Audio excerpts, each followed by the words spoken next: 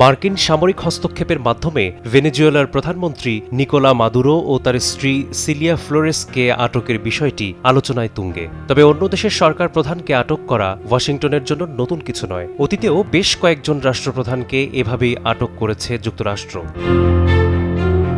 ১৯৮৯ সালে লাতিন আমেরিকায় সরাসরি হস্তক্ষেপ করে যুক্তরাষ্ট্র, হামলা চালায় পানামায় এবং দেশটির সেই সময়ের সামরিক শাসক ও রাষ্ট্রপ্রধান ম্যানুয়েল নোরিয়েগাকে ক্ষমতাচ্যুত করে।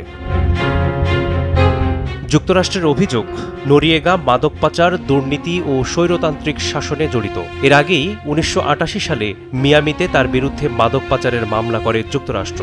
নোরিয়েগাকে আটক করে যুক্তরাষ্ট্রে নিয়ে বিচার করা হয়। তিনি সেখানে ২০১০ সাল পর্যন্ত কারাবন্দী ছিলেন, যদিও পরে অন্য এক মামলায় বিচারের জন্য ফ্রান্স হয়ে আবার পানামায় ফেরত পাঠানো হয়। পানামার কারাগারেই ২০১৭ সালে নোরিয়েগার মৃত্যু হয়। ২০০৩ সালে গণবিধ্বংসী অস্ত্র থাকার অভিযোগে ইরাকে আগ্রাসন চালায় যুক্তরাষ্ট্র ও তার মিত্ররা। আগ্রাসনের ৯ মাস পর সে বছর ডিসেম্বরে মার্কিন বাহিনী সাবেক ইরাকি প্রেসিডেন্ট সাদ্দাম হোসেইনকে তার নিজ শহর তিকরিত থেকে আটক করে। পরবর্তীতে ইরাকি আদালতে বিচার শেষে তাকে মৃত্যুদণ্ডাদেশ দেয়া হয় এবং ২০০৬ সালের ৩০ ডিসেম্বর ফাঁসিতে ঝুলিয়ে মৃত্যুদণ্ড কার্যকর করা হয় এই নেতার। যদিও সেই গণবিধ্বংসী অস্ত্রের খোঁজ দিতে পারেনি খোদ ওয়াশিংটন।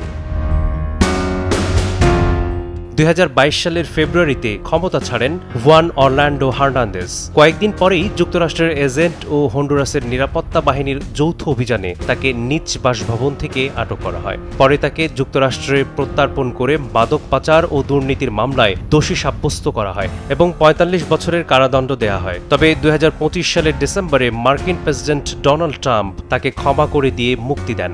মুক্তির কয়েকদিনের মধ্যেই হন্ডুরাসের প্রধান কৌশলী তার বিরুদ্ধে আন্তর্জাতিক গ্রেফতারি পরোয়ানা জারি করেন।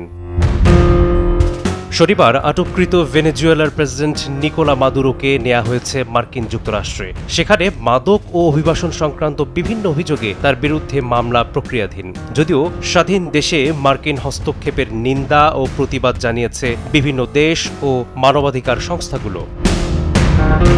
মেসবাহুল আলিফ, সময় সংবাদ।